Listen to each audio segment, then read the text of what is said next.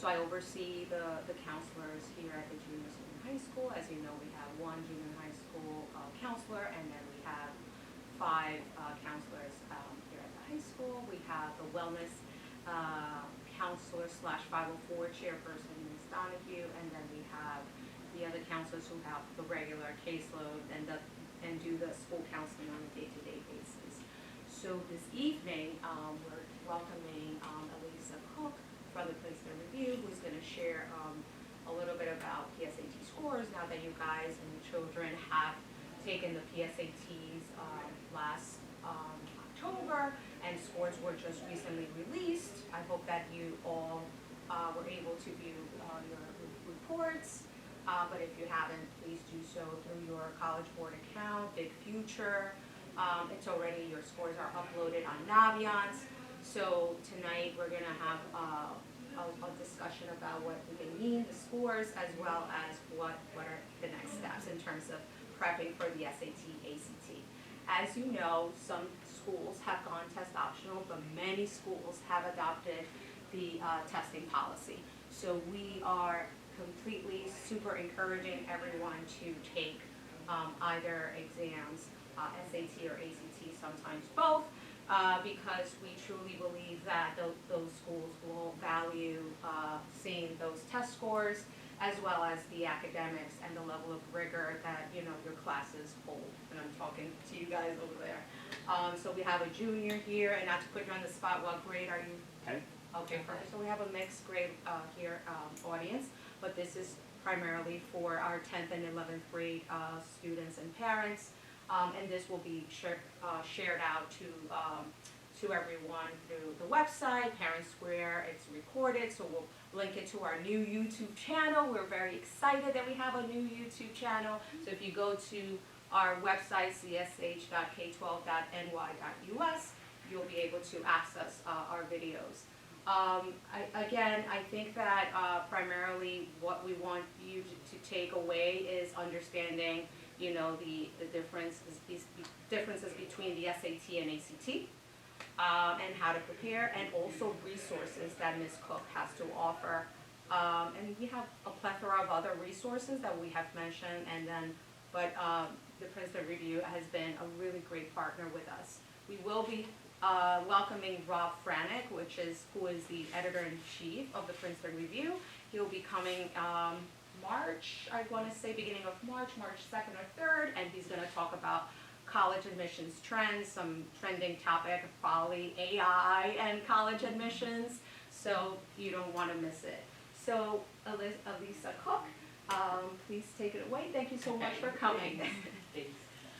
Yes, actually Rob Franick's our editor-in-chief, and I'm going to send it to you guys, the flyer for it, so you'll be able to see. In your follow-up, I'm going to send you everything else we're doing with the school for this school year, so you'll get that in there. But my name is Alyssa Cook. I partner with the guidance department here to bring students, parents, everyone, resources. By the end of tonight, I want you to look at all this stuff and be like, I get it, I understand it, it's not just like a bunch of this overwhelming information, because I feel like you hear things and you're like, what does that even mean, right? So hopefully you walk away tonight feeling like, all right, I get it, I know what my plan is, I know what to expect. So we're going to go over what the PSAT was, like you took that test, what does it mean, what are the nuances there. Then we're going to take a detailed deep dive into the SAT and ACT. There's a lot of details there, a lot of content. And then we'll go over your next steps, like what do you do from here, right? Like if you're in 10th grade, what do I take, what's my next step after this evening? If I'm in 11th grade, what am I looking at, right? So it's kind of good, you're gonna know what the path should be. So let's get started. So what is the PSAT or NMSQT, which you've also probably heard is the same name. It can be called both things. So it's pretty self-explanatory. It's a preliminary SAT.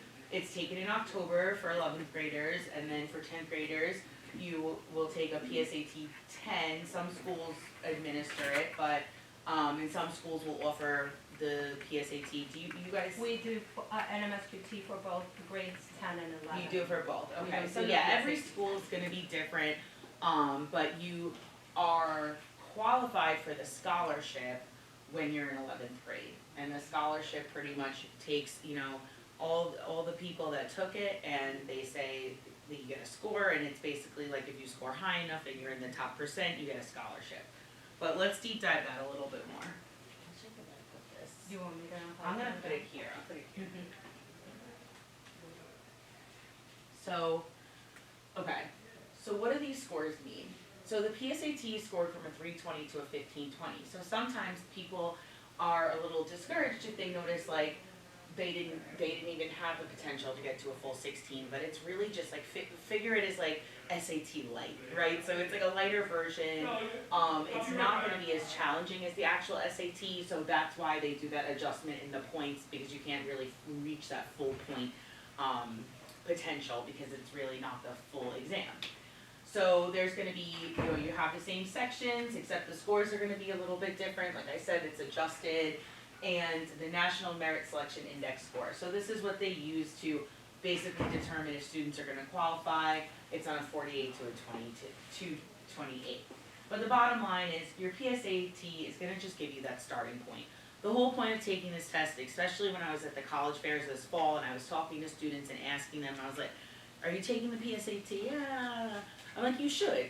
It's an opportunity for you to get those scores back, and now this is your starting point. It doesn't count. Did you take it in October by any chance? The PSAT? Okay. So and you know, it gives you that exposure. You got to see what it was like, right? So now you know when you sit for the real one what to expect. That's the whole point of it, really. And you know, we want to give students these opportunities starting as sophomores and every year so that they can get more and more used to it as they reach that point where they're going to sit for the real test. This is what a score report's going to look like when you get it back. I'm sure you've seen it. It breaks it down, you know, goes through the whole thing. But just, you know. And I just wanted to, if you don't mind, I'll interject once in a while, because we do have the PDF score report. So if you guys need the actual score report and you can't find it, we have it as well. So you can definitely reach out to your school counselor, your child's school counselor. Yeah, and so one of my favorite facts about the scholarship actually is, does anybody know what the scholarship amount is? Any guess of how much it is? Because everyone talks about it and they're like, this scholarship, am I qualifying, blah, blah, blah, blah, blah. Right, it's $2,500. So, you know, we tell everybody it's more for the accolades. Yes. It's more for colleges to see I got national merit, right? Like, you're not getting a full ride here.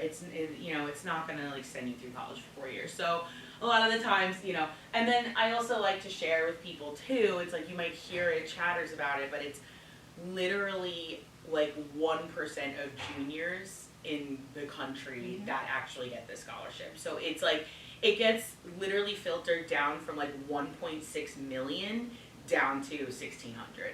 So it's far-fetched, like, you know, obviously it's a great goal, but we just like to tell students, like, don't get so hard on yourself about it, like, you know, it's just more for accolades. But just good news is that we do have a lot of semi-finalists and commended students, and they are celebrated. And they, there's levels, so, there's levels and you too. can include that in your Common App, your college application.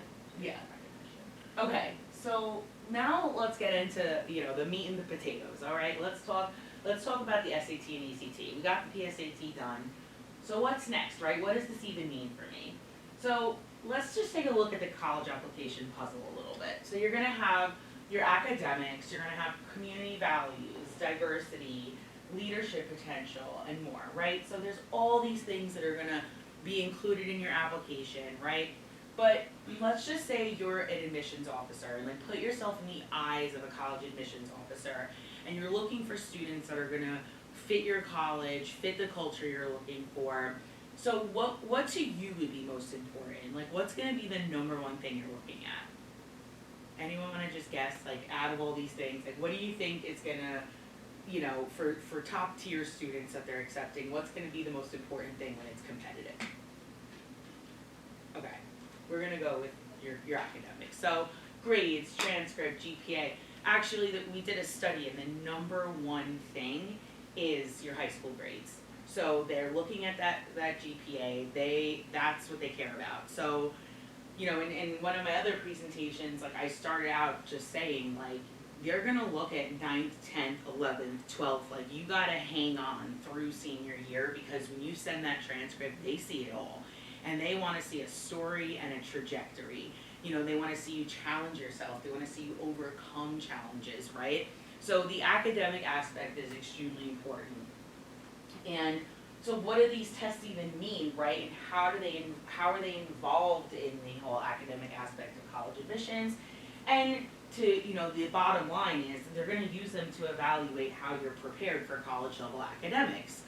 And also, you know, something else I always like to just explain to people in a very like candid way is it gives people, like, it gives students an opportunity to have fair, you know, it's like fair game across the board. So some people come from schools that offer more opportunity. People come from small, you know, cities, small towns. We're talking across the country. It looks different everywhere. So if you have an opportunity to sit for one of these exams, it gives you the chance to, on a transcript, show like no matter what extra things that I had access to in school, like, you know, no matter where you're from, you're comparing two students side by side with the exact same exam, if that makes sense. So that's really what these tests come down to and why they use them. Okay, so we always like to touch on test optional because it is a hot topic. It's kind of gone in like waves, I think, over the past few years. Like it was post-COVID, it was like really popular and so many schools were doing it. And now we've kind of seen them pull back. We're about 5 years, 6 years post-COVID. Things are changing and they're starting to say, all right, you know, let's pull in the reins a little bit. So we are starting to see schools that are pulling back, but let's just go through the categories. So you're gonna have test required schools, which basically means you must submit a score. That's gonna be 10% of schools out of our 391 best colleges. Hi, are you gonna come join us? No. Oh, she works here, I'm sorry. So, at the Princeton Review, our editor-in-chief, Rob Franick, the gentleman we were speaking about that'll be at the school actually in March, he surveys 391 colleges across the country, and basically, out of those 391, this is what that data is pulled from. So their test required is 10% of schools, then you're gonna have test optional, which is 83%, and we know that means like, they're not required, you know, so to put in an application, and I kind of want to touch on that a little bit. Test flexible, must submit a score, and what we say by that is like, they'll look at APs or IBs, right? So they're like flexible with what you can submit, and then blind, no scores at all, that's about 6%. So they're not required, right? But let's like think back to what I was saying about like comparing two students side by side. So, you know, if you have two students that both are applying, and you have, you know, you're a college admissions officer, and you have to go through like thousands of applications for your incoming freshman class, and students, you know, that are applying, there's going to be so many students out there that are high drive, you know, really exceptional students.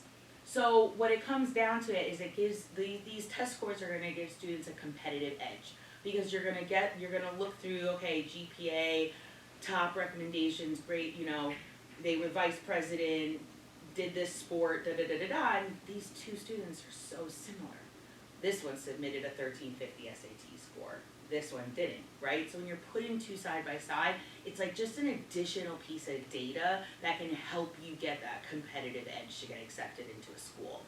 Also, the second thing I wanna say about test optional is, it's like an insurance policy, right? Because you don't know. So if you're in 11th grade now, but 10th grade, right? Do you have an exact list right now of every school you want to apply to? Not yet. Exactly. So you don't know, and these policies might switch or change. So it's almost like, do it, go for it, see how you do, and then after you get that score, you give it your best effort, then you work with a guidance counselor and a trusted advisor to decide, where are we gonna put this score when I apply? Does that make sense? So it's kind of like, do it, do your best, and then we see where we go from there. Also, when you do test scores, like you can get scholarship money as well, and that's something they like might not tell you because they just want they want applications, right? Like, let's be honest, they want applications. So if you can, you know, but if you do that test score, you might get a nice scholarship or a grant or something. Okay, so should you take one? Yes. 94% of schools will want to see high test scores if a student submits them, and then out of those schools that have a less than 25% acceptance rate, say 97% say they want to see high scores. So it just helps you, and like I said, just always think in the back of your mind, competitive edge. So do these tests measure your intelligence? What do we think? True or false? Just guess. Okay, yes, thank you. Do they reflect your high school GPA? No. Do they test what you learned in high school? It's an unknown.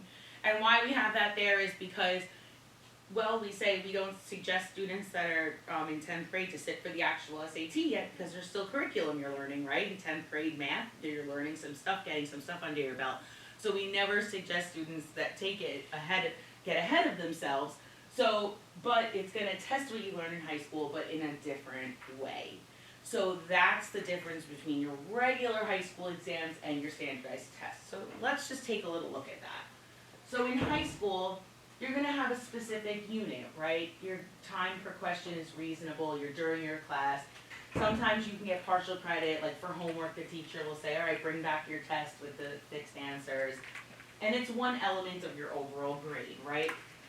But when you sit for a standardized exam, you're going to go over years of content in a condensed format. It's tightly timed. There's going to be no partial credit involved, and only one score matters. So this is the difference. I think, a lot of standardized tests and prepping for them, it's going to come down to strategy. It comes down to like pacing and process of elimination and things like that. It's not like studying a subject and learning words and, getting ready for a test on chapter 12. You know what I mean? So that's the breakdown. Any questions so far? I know it's like a lot of information, but I want to make sure we're all on the same page. We're good? Okay. So here we go. What is the SAT? So the digital SAT has a total of 98 questions across 2 main sections. Each section is going to have 2 modules. So first you're going to have reading and writing, and you're going to have math. Okay? That's the SAT. This is your topics that are on there. You're going to have, these are the total questions from each, and they're going to be modules. It's 2 hours and 14 minutes. It's digital and adaptive. So adaptive basically means that it's going to feed you questions based on how you answer them. So if you're performing well, the test is going to feed you questions that are going to be able to get you to a higher score. So it's going to say, like, this person can handle these more difficult, challenging questions. We're going to push those to them, okay? And if you're doing poorly, it's going to take it easy on you so you can get through the test.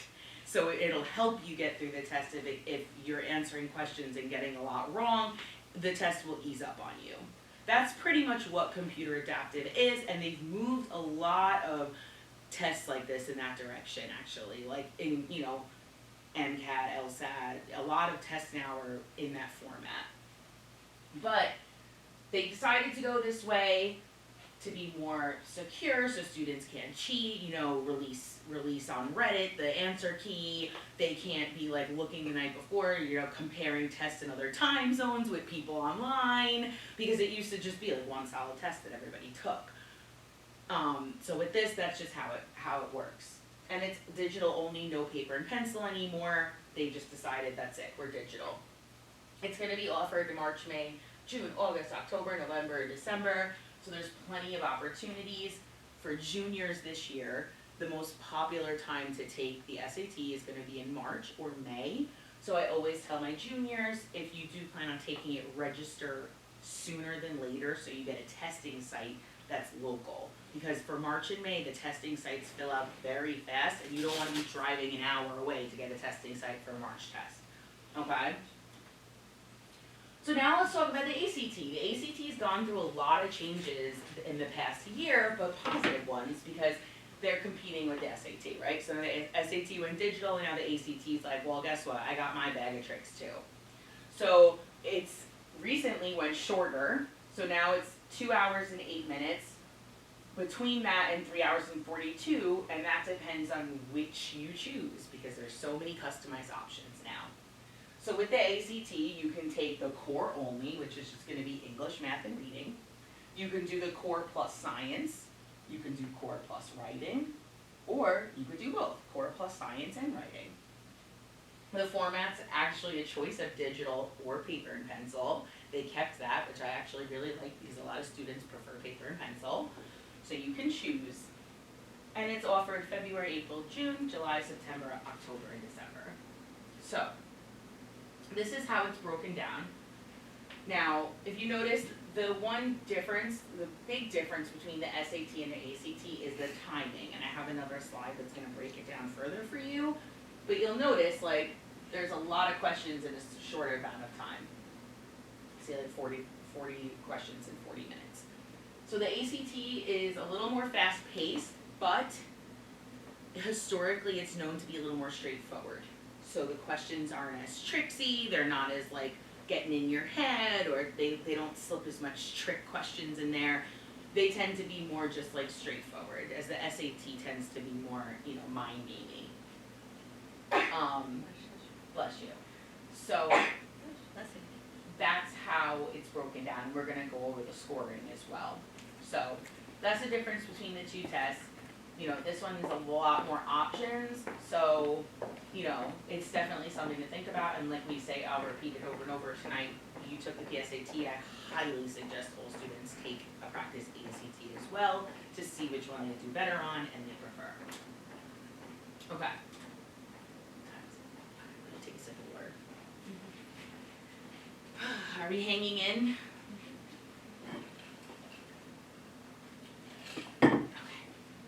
Alright, so this kind of breaks down that adaptive format a little bit more that I was talking about for the SAT. So, and when students took the PSAT, it was in this format as well. So it's taken on a computer tablet using Blue Book, which is the College Board's app. It's adapted by section. So everyone's gonna enter the test in Module 1, it's gonna be the same difficulty for everyone, and then as you perform, if you do well and you enter Module 2, it'll just be more difficult overall with higher point values, and if you are if you're, having had challenge a little bit, they're gonna put you into less difficult overall. The way I explain this to everybody, because, when we first rolled this out, it was kind of confusing and people were like, what? It's really just based on like you being capped, because if you finish half the test, right, and let's say you don't do well the first half of the test, your score is going to be capped, right? And the way I explain it is like if you looked at a Scantron that had 100 questions and you bombed the first 50, you can't get 100 now. The most you could get is 50, right? Because there's another 50 questions. So that's the way I explain it to people. I'm like, so basically what the test does is it like knows where you're at halfway through, and then based on that, when you get in part 2, it's gonna set you up to what your max score could be, right? So let's say students that got into this one, they can reach the full 1600 potential. But if you finish half the test and you're not doing well, you can't get it to a 16, so these people probably have a max of reaching like 1300.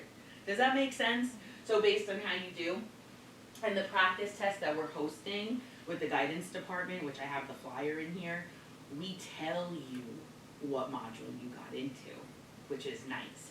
So the score report that you get back from the PSAT doesn't tell you that. So we'll tell you when you do, so that's why I always tell students, like, take a practice from the Princeton Review, even just to sit for it, so you have the score report, so it helps you study. Okay? Okay. So here's the way the score is for the SAT. Reading and writing is scored on 200 to 800, math 200 to 800. They're gonna combine the two section scores, and there you go. It's gonna be on a range, and you could get up to a 1600 total. Okay? It's pretty straightforward. The ACT score is on a 1 to 36, and it's always a little confusing, like, why is theirs out of 36 and the SAT's out of the 1600? So the difference is there's gonna be a composite, which I like to explain it as an average.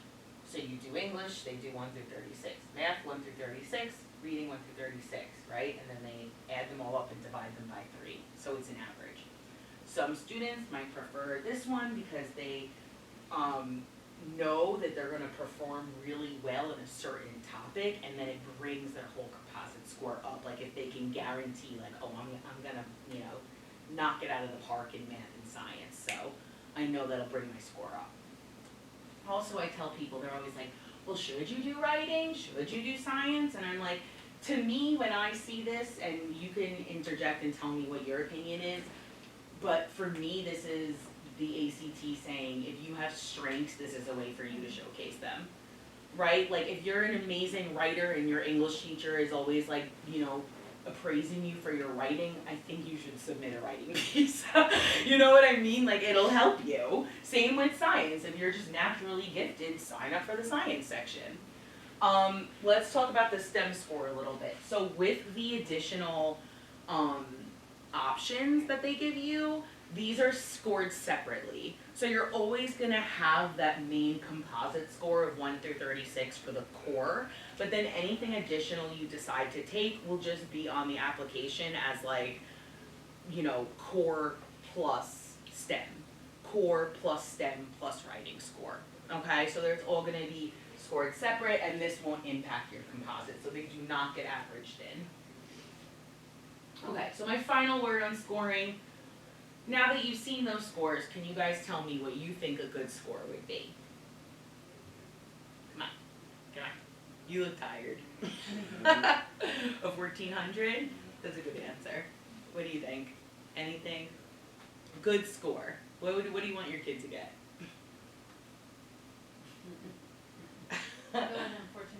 Okay.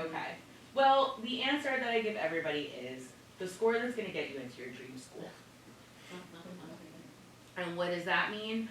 That means that a lot of the times you're so focused on like, I gotta get as high as possible, right? But my biggest, like, if there's one takeaway you have from this presentation is focus on your goals.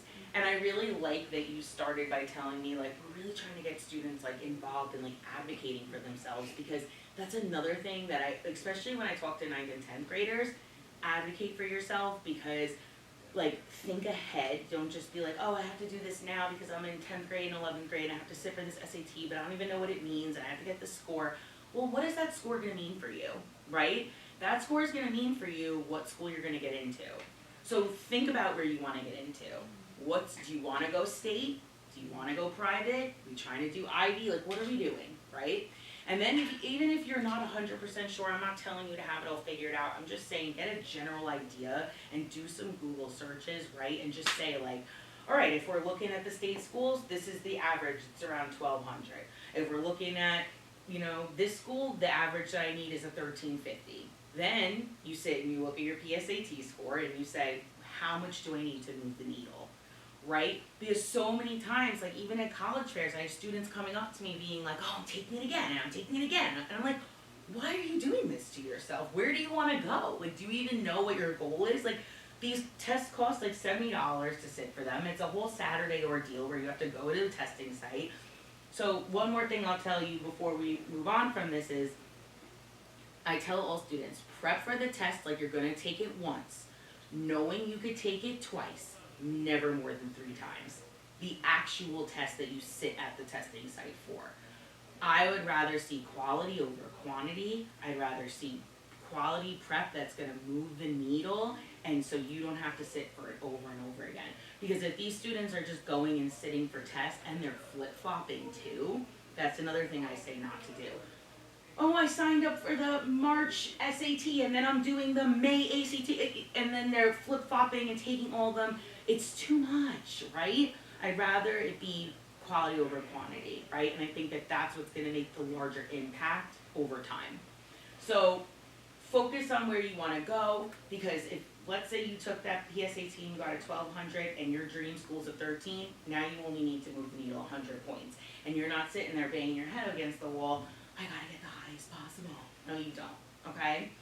And that time in senior year and junior year too, if you did get that score, you could be focusing on other things that, like your college application, right? Okay. This is like very wordy. It's not my favorite slide, but it is a lot of good information. So I'm gonna put it up here and it's gonna be included and get sent to you if you wanna sit and like really detailedly looking at this. I just don't like slides that have a lot of words. But basically it's a complete side by side of the two tests, and like, you know, if you really want to look in depth and see it, it's kind of redundant to what I've already told you. But it's just nice to have as a little reference. But that's the two tests side by side. You know, they're different, but what we tell everybody is if you're prepped for one, you're 80% prepped for both, because it's a lot about strategy and less about the content, right? Okay, so let's talk about what's the same. So they're scaled, they're tightly timed, they test your English, grammar, reading, comprehension, and math. They're gonna allow calculators, no penalty for wrong answers, and they're proctored in person at a testing site. This was something that just they did a long time ago in the past, and I get a lot of questions on it all the time, but you're not gonna, like if you partially answer something, or I think they would like take points away for not answering questions. They're not doing that anymore. And yeah, so, and then the Desmos calculator is built into the SAT, and for both the tests, you can use your personal calculator. Okay, more. There's so much on. So this is more just like quick notes. The SAT is going to be shorter standalone questions, so it'll be like an excerpt, one question, an excerpt, one question. The ACT, it would be like a passage and then a bunch of questions on that passage, right? We have to go back and look and filter through it. So this one's a little more streamlined. This one's going to be a little bit more in-depth reading. Math is multi-step math problems with more time per question. ACT is going to be more straightforward, quick pace. Adaptive and rewards for doing well with a chance to score higher, right? So they'll give you those more difficult questions, and the content is the same as everyone else's. So the ACT test is pretty much the same across the board, and the optional. Okay. So here's what I was saying about just like how intense the timing can be. So if you look at the ACT, you know, you're looking at like 1 minute and a few seconds, you know, some are even under a minute. So the timing could just be intense, but that's another thing. It's just all about the prep, right? It's prepping, it's understanding like, you know, how to get to an answer of a question in a fast way. Like even when I first got this job and they were like showing me everything, I was like, oh my God, like that's crazy, right? So there's certain cool strategies that we teach, and it's amazing, you know, how different of a test it is and like what you need to think about. Because really what it's about is getting through as many questions as possible in a short amount of time. Really, like that's what it's about. Okay. So we got through the deep dive of the two tests. How are we feeling? It's a lot? Do you feel like you at least like understand them better? Yeah. Like it's less like overwhelming and like what are these tests? Okay. So I tell everybody, take one of each. Get a feel for the pacing, which question types feel more intuitive, where your stamina is going to hold up or break down, and most importantly, where your score is going to be higher. Like I've had a student come up to me and be like, oh, I keep taking, and like there's like a fear too around like submitting an ACT score. I feel like I feel like we're more biased to SAT on Long Island and just in New York in general, but that's just the thing because the SAT was created on the East Coast, so we're it's more popular here. And then the ACT was made like in middle America, in the middle of nowhere, so that's why more people out there take the ACT. But colleges cannot prefer one or the other. It does not matter to them. So that's like a big question I get all the time. It's like, they're gonna prefer one or the other, or do I have to do both? Or, you know, if I'm going for math, do I have to take the ACT? Those are all kind of just like myths. Like, you know, I tell everybody it's a very personal thing. Like, you sit for the practice, you see which one you're gonna score higher on, and that's all that matters. If you're knocking it out of the park on the ACT and you just hate the SAT, submit that ACT score, because to the college, it's not gonna matter, okay? Okay, so upcoming practice tests we're gonna have here at Cold Spring Harbor. We're gonna have one in December. The enrollment is gonna be open until December 30th, so you have, you know, until then to sign up. You get a full score report of your strengths and weaknesses. The SAT, it tells you, you know, if you've entered into the difficult or easy module. You're gonna get the correct answers for each question. It lives in your portal for a few months, so let's say you can't take it on like a specific date, whenever's convenient for you. And if you have certain accommodations, you can take them with those accommodations, like timed, untimed, time and a half, whatever you have. So I highly suggest these to everybody, like sign up for it because it's good to just have in the portal, have it there for when the time comes and you're ready. And I tell everyone too, like over your winter breaks, if you have a day where you guys are doing nothing, right, just have your students sit, quiet area, because the whole point of these is to really like give yourself the field testing day and like, you know, get that full experience. So that's what I'm just like, plan out the day, sit and just do it, right? Here's gonna be your date. So 10th graders, you know, you took the PSAT, 11th grade, you're gonna have the chance again, right, in October to take it again. So after that, then you're gonna start planning and thinking ahead. You're gonna probably wanna start thinking like, when do I wanna sit for the real test and what prep am I gonna do? Okay, so based on how you did on that PSAT, a lot of people start their prep journey in like January for March. Okay, so it's like over the winter and then we're prepping for the spring. Here are all the dates. So you start prepping in December or January, the latest. And then if you're gonna do the fall, because there's opportunities in the fall as well, you can prep over the summer. A lot of the times I tell juniors, you know, take it in March or May, give yourself a little break, and then maybe take it again in August and September.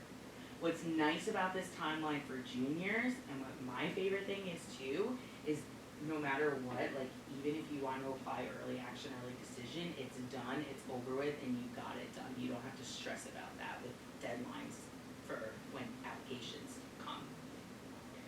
So these are your dates, 8 to 12 weeks of prep. And how are we gonna prep? So there's so many different options. You could do it on your own. Some students just like to take out a book. You could do a class, you could do private tutoring, you have self-paced courses. You know, I have promo codes for you guys. This is, you know, if you wanna write this down, you can, or you're gonna get it in your follow-up. I'll make sure to send it to you. You can save 25% on all of our prep courses, 10% on private tutoring. And there's lots of different options for the classes. I'm available if you wanted to chat with me. I say everything specific to like the school and where you're submitting what is always gonna be your guidance counselor, right? They know your student in and out from, you know, their grades and all of that. I come in when it's more like, explain to me what these prep options are, how do the classes work? This is how my student, what their learning strengths are, what do you think would be best fit for them, right? And I can help you decide which direction we're gonna go when it comes to prep. You guys don't have to worry about this. This is if like a bunch of people came that didn't see my flyer and I wanted to send them this presentation. So that's all I have for you this evening. Do I have any questions from you guys? Are you feeling more confused? Because now I'm worried that you guys are like more confused. So the prep thing that was like 2 slides ago. The test? Yeah, the practice. Yeah, those you do on your own, and it's 4 months from the date you register for it, and you have to register by December 30th. Yeah, so because we're gonna actually we have other ones that we're gonna be rolling out as well for February, right? There's gonna be a February 7th one. So if you can't make this one, you know, there's gonna be one, we're gonna have one February 7th. But it's like, you have 4 months to take it, like it's not a I know, specific date? we set the date Okay, so that students take it seriously. okay. Right? Like we want you to sit for it, we don't just, you know, like, I say that because then people are like, well, I can't do it that day. Okay, So I'm always like, you can take it when you can, okay. but try and stay on a specific time and day and set yourself up so you actually take advantage of it, you know. I heard about advantages. I'm sorry. Heard about advantages by using the Desmos calculator. What are the advantages? So I think that what I would say on the Desmos calculator, that's the calculator that's built into the SAT. It's a specific calculator and you need to understand how to use it. So when we actually tested the digital SAT internationally, we tested it, the feedback that we got from everybody was know how to use the decimals calculator, because it's different from your personal calculator and everything. So it's just a specific calculator that you want to understand how to use, and you also want to know in your prep which questions to use the decimals for versus the personal calculator, because the decimals is good for certain questions, right? So that's gonna be like part of your prep, like, and whether you take a course or work with a tutor, like they explain that to you, and like that's what they're trained to prep you in. Especially since the digital SAT rolled out, all of our instructors specifically like had to learn how to teach people how to use that calculator. Does that answer your question? Yeah. Okay. And I would advise to bring your personal approved, calculator in case if, you feel more comfortable with that calculator. Yeah. And charged, making sure that that's charged, because I am the SAT, PSAT coordinator, and I've seen, calculators go to poop. Yeah, totally. Yeah, so, but. Yeah. So it's, it's a few steps, but like I said, I think my one big takeaway is just like, do your research on what the students' goals are, and then use this as a tool to help you get there, right? Like, it's only here to help work like in your favor, the standardized testing and all those things. And then I guess like one note I will make is if you choose not to submit scores, just make sure that the rigor of your transcript shows that the student challenged themselves, right? Like AP courses and other things like that, because colleges, if you're choosing to opt out of submitting scores, then you're gonna need to show up and show out with that transcript, right? Absolutely, and coming up on December 2nd will be the grade 11 college kickoff, college planning kickoff meeting. So that's the Tuesday after Thanksgiving, which is a week and a half from now. So we will be covering a lot of information in terms of not only test taking and the college application process and the components of the application. So, and then there's going to be 3 series of classroom presentations in which the counselors will be visiting your, I believe, English or social studies classes, and talk about mainly about, finding the best fit, their dream school, SAT, ACT, Naviance, like it's a whole series from the college kickoff evening event all the way to like January, when we have, again, 3 classroom presentations. So juniors will be actually, the counselors will be visiting this coming Monday the 24th for the series, part 1 of the college application, college kickoff. That's exciting. meeting. So we're starting So good, early. you started off and now you're gonna go in Yeah. and be like, listen, I know all of this. So, I'm a pro. but, the Thank you counselors, so much. thank you so much, and the counselors are here to help you guys every step of the way. We have Alyssa Cook, who's definitely a great resource. Yeah, you'll get an email from me, and then if you have any questions, just respond to me or send me an email. How about you back there? How you doing? I'm good. Was it good? Yeah. Good info? Alright, cool. So great. Thank you so people much, that guys. wanna ask questions, and then we'll, definitely. Thanks, guys. Are we gonna get a copy of the? Yes. Okay, perfect. So I'm Yeah. sending out, the slide deck as well.